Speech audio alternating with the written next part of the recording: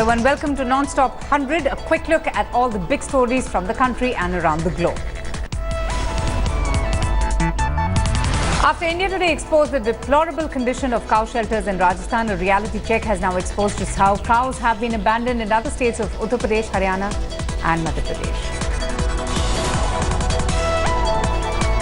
Okay, so that was Irom Sharmila, who says that she wants to be a messenger of peace. In fact, she also said that while the entire country understands her struggle, the people of her state haven't understood just how much she sacrificed in her fight against the Armed Forces Special Powers Act.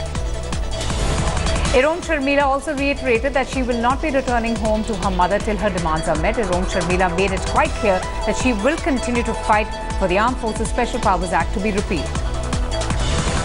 In a repeat of the Una episode, 3 Dalits were thrashed in Andhra Pradesh's East Godavari district. The mob attacked the Dalits after they were seen skinning a dead cow, claiming that they had killed the cow earlier. Only 3 of the 7 accused have been arrested. In Haryana's Sambal, a Dalit girl and her father were thrashed by villagers for drawing water from their area. The accused mob belongs to an upper caste and hence were offended when the father and daughter took water from their hand pump. After India today exposed the condition of cow shelters in Rajasthan, here's a reality check that also exposes how cows have been left abandoned in states of Uttar Pradesh, Haryana and Madhya Pradesh as well. Meanwhile, Pakistan Prime Minister Nawaz Sharif provoked India once again by raking up the Kashmir matter. Nawaz Sharif has now written to the top bosses at the United Nations seeking their intervention. But an angry India summoned Pakistan's High Commissioner, confronting him with evidence of Islamabad's role in fueling unrest in Kashmir. India even issued a strong march to Pakistan envoy Abdul Basit, specifically handing over Lashkar terrorist Bahadur Ali Saifullah's confession about how he infiltrated into Indian soil. But Pakistan continues to refute India's allegations again and again. Pakistan maintains that it has a strong stand against terror and doesn't breed terror in its own backyard despite clinching proof. Reserve Bank of India Governor Raghuram Rajan kept key policy rates unchanged in his last monetary policy review, with very little elbow room for easing due to the country's retail inflation inching closer to the upper tolerance level of 6%. A sea of political leaders came together in Itanagar to pay their last tributes to the former Chief Minister of Arunachal Pradesh, Kaliko Pul. The state government has now ordered a magisterial inquiry into Kaliko Pul's death. The Gujarat government moved the Supreme Court challenging a High Court order that quashed its ordinance granting 10% quota for the economically backward among the unreserved category. A 13-year-old boy from Madhya Pradesh has written to the Prime Minister voicing his complaint against the requisition of his school buses ahead of his political rally in the state. The letter went viral on social media. Mumbai attack mastermind Hafiz Saeed has once again spewed venom against India. The terror boss has asked his country to hang Kulbhushan Yadav, who was arrested in Balochistan earlier this year. President Pranab Mukherjee hosted a reception for freedom fighters on the anniversary of the Quit India movement, a civil disobedience movement of 1942 demanding an end to British rule. The Sri Lankan Navy arrested 4 Indian fishermen for illegally fishing in its waters. Tamil Nadu Fishermen Federation said that the fishermen were arrested along with a trawler. Motorbike ambulances have now proved to be the lifeline for poor people living in the interiors of Chhattisgarh. The area is infested by Maoist insurgents as government agencies have failed to reach out to the needy. Forest officials rescued an injured leopard cub from a village in Gujarat's Tapi. The cub was spotted lying on the ground in a field by locals of the village. After Chhagan Bhujbal, NCP leader Ajit Pawar just might be in land trouble. Pawar and the former Deputy Chief Minister have been named in an irrigation scam charge sheet which runs into more than 30,000 pages. A gangster from Rajasthan constructed a fort-like farmhouse in Nagaur, where he made bunkers and holes in the wall to fight the police. Police have now confiscated the entire property, which was also used as a cell to torture people from rival gangs. Several villages in Gonda district of Uttar Pradesh have been flooded and dozens more have been threatened following the breach of the Elgin Tarasi embankment by the swollen Ghagra river. Rain continued to cause more trouble. Monsoon rain lashed Rajasthan's Jodhpur, triggering flash floods and also submerging some major roads in the area. The Muslim seminary Deoband has once again issued a bizarre diktat. The Islamic scholars at the seminary have ruled against offering praise if the worshipper has put on a wig or sports a fake beard. Light rain in the capital threw life out of gear as many roads were waterlogged and traffic came to a halt at several key junctions. Rain also led to the washing away of a few roads at various places. Another Aam Aadmi Party lawmaker, Kartar Singh, finds himself in the dock. That's because the Income Tax Department has recovered documents of his Benami properties worth crores of rupees. The lawmaker is also accused of flouting fake firms to amass wealth.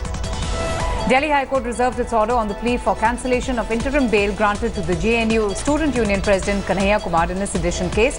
The Delhi police faced the ire for not taking an unequivocal stand and leaving it to the judge to take the decision.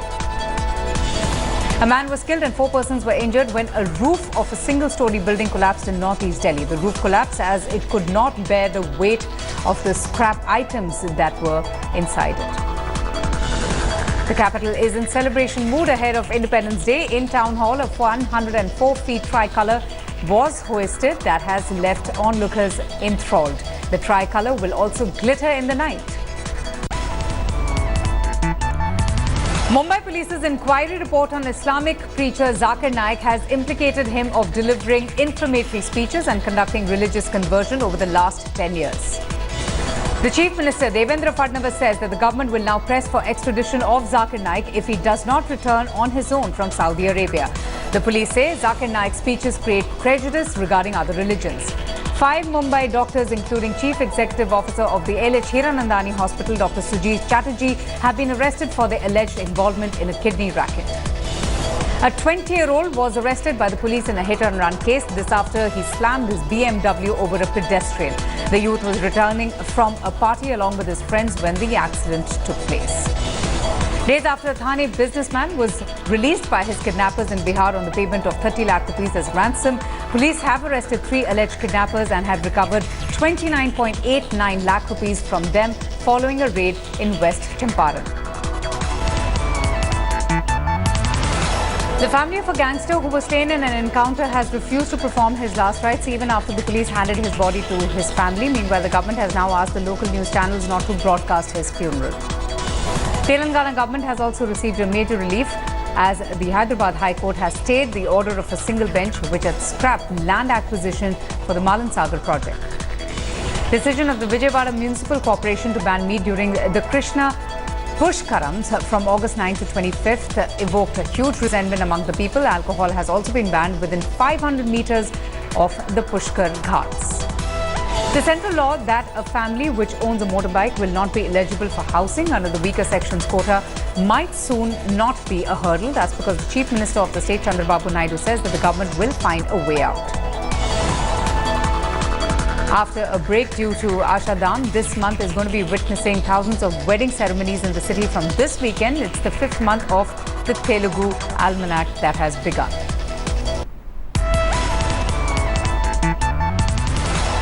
Well, pay up your property taxes or suffer. That's the warning that has been given by the BBMP to IT giant Intel. This part of the special drive to collect property tax due from big commercial complexes. The government has identified more lands which have been allegedly occupied by people. Meanwhile, the occupants have pleaded for more time to sort out the matter. Police have arrested a terror suspect in connection with a blast that rocked several churches in the state in the year 2000. The accused was on the run for the last 16 years and allegedly planted the bomb at a church in the city. At least 11 bridges and barrages remain submerged in Chikkodi and Athani area of the border district owing to incessant rain and the release of water from the reservoirs into Krishna and its tributaries. The famed Mysuru Dasra will take a theme-based approach this year with the focus being on water conservation in a bid to go green. The festival, which also attracts thousands of tourists, is seen as an ideal platform to promote environmental awareness. An FIR has been filed against suspended AIADMK MP Shashikala Pushpa. She, along with her husband and son, have been booked for sexual harassment, assault and illegal confinement based on a complaint filed by the Domestic Help. Pondicherry University ABVP students protested against the release of the university magazine, which they claim has been critical of the Prime Minister. This after the student union resumed distribution of the magazine. A train that left from Salem to Chennai carrying a compartment full of currency belonging to the Reserve Bank of India has been looted. The robbery was discovered when the train reached the Egmore railway station.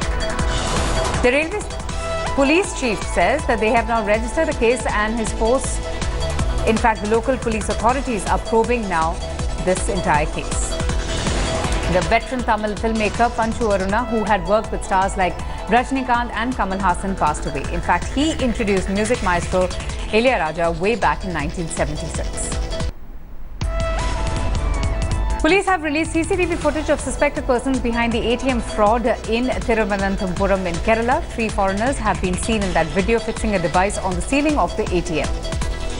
The State Congress says that the party will not have any further discussions with KM Mani-led Congress after the exit from UDF.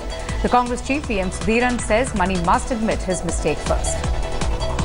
Muslim League, which is the second largest party in the UDF, is quite hopeful of a solution between the Congress and KM Mani's party. Meanwhile, the Congress leader AK Antony says leaders must discuss the issues.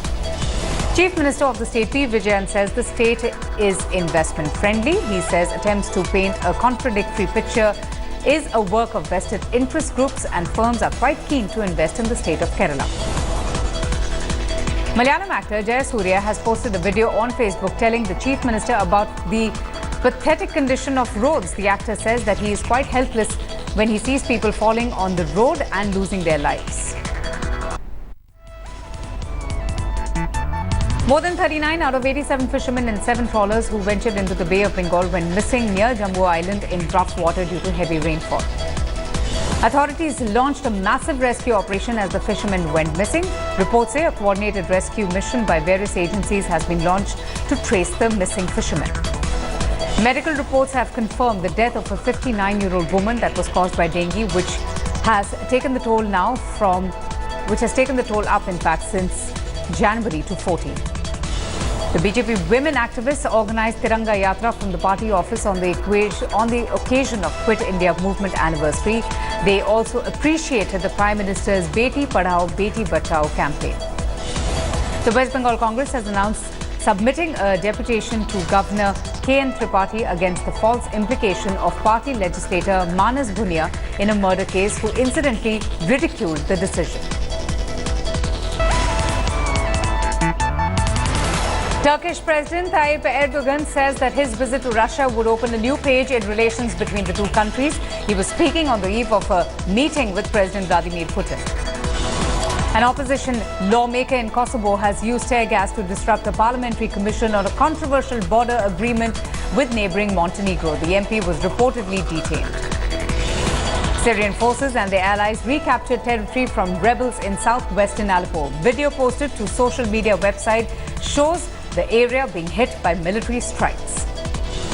Boko Haram's appointment of a new leader and his apparent rejection by the group's figurehead exposes wide divisions among the Nigerian jihadists as they come under fierce pressure from the country's military.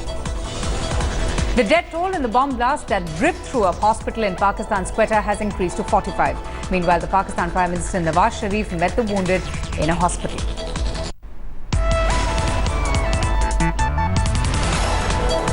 At least 32 tourists from the Chinese mainland were injured when a tour bus crashed into a building in Macau. The driver has been arrested on suspicion of dangerous driving. Delta Airlines Inc. says it was cancelling some 300 flights as the carrier worked to restore operations after a power outage hit its computer systems. A woman in the city of Pingxiang in China was finally reunited with all the 6 people who had saved her and her children after their car crashed into a reservoir. The death of an infant born with a birth defect in Houston has been linked to Zika virus. The health officials say the infant died shortly after birth. The data recorder from the sunken cargo ship El Faro, which disappeared near the Bahamas in October, has now been recovered. This device will now help investigators piece together what exactly happened to the ship and its crew during the hurricane. The annual Chili Fiesta in England has just begun and hundreds of visitors have gathered. The West Dean Gardens Chili Fiesta, that has been around since 1995, has proven to be increasingly popular, especially among chili fans. A baby giant panda was born at a Vienna zoo. In fact, it made its first public appearance, enthralling visitors who were seen clicking pictures of the baby panda. Three central and northern Bolivia departments are suffering from forest fires over the last 1 week. The fires are said to have been the worst in a decade for the landlocked South American country. Christie's in London has unveiled the Out of the Ordinary exhibition ahead of an auction due to take place in September.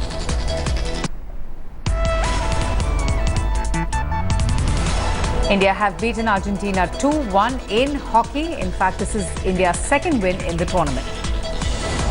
Archer Tanu Das has entered the last 16 stage in the individual event. Das first beat Nepal Jit Bahadur and then won against Adrian Andres of Cuba. Vikas Krishan has given the Indian boxing contingent a great start in Rio. Vikas won his bout with a score of 3-0 against 18-year-old American Olympic debutant Conwell. Legendary American swimmer Michael Phelps has taken his Olympic gold tally to 21 after winning the 200-meter butterfly and 4x200-meter relay back-to-back events in Rio. London Games gold medalist and world number 1 Serena Williams suffered a shocking third-round defeat at the Rio Olympics. She lost to Ukraine's Elena Svitolina in straight sets. But third seed Rafael Nadal beat Andrea Seppi in straight sets to reach the third round at the Rio Olympics. This is Nadal's first tournament since he pulled out of the French Open in May with an injury. Chinese weightlifter Deng Wei created a new world record in the women's 63 kg. Deng won the women's gold medal on her Olympic debut and broke the world record held by Taiwan's Lin Zuqi. Meanwhile, Ukraine's Alexander Petyanstya was stripped of his 2012 London Olympics javelin silver medal after he tested positive for banned substances.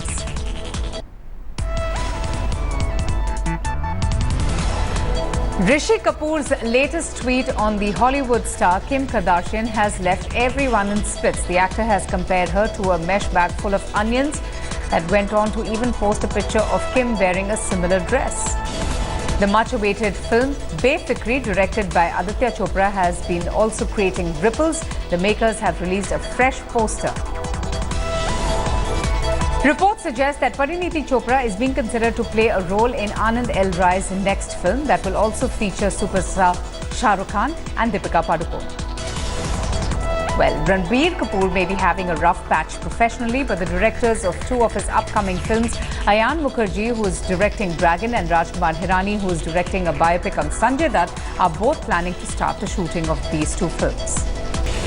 The pop band NSYNC, best known for their song Bye Bye Bye, reunited recently. The members Lance Bass, Joey Fattoon, Chris and Justin Timberlake got together to celebrate. Johnson Dwayne's popularly known as The Rock has come down heavily on his male Fast and the Furious 8 co-stars by labeling them unprofessionals. American rapper Snoop Dogg is all set to star in a reality series to be telecast on VH1, and joining him will be Martha Stewart.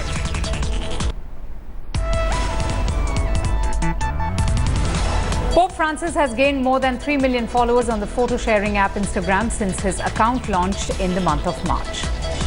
Google Offline Map has been updated with some new features like Wi-Fi only mode and the ability to save maps on SD card. The update is now rolling out for Android. Samsung India will be launching the Galaxy Note 7 in India on the 11th of August. The company will also be launching another phone, possibly the Tizen-powered Galaxy Z2. Assocham says the Indian share in global smartphone market is expected to reach 13.5% with 180 million units by 2019 from 7.6% at present. Nick Johnson, who claims to be the first person to capture all 145 creatures now available in the Pokemon Go mobile gaming phenomena, says he is not ready to put away his smartphone just as yet.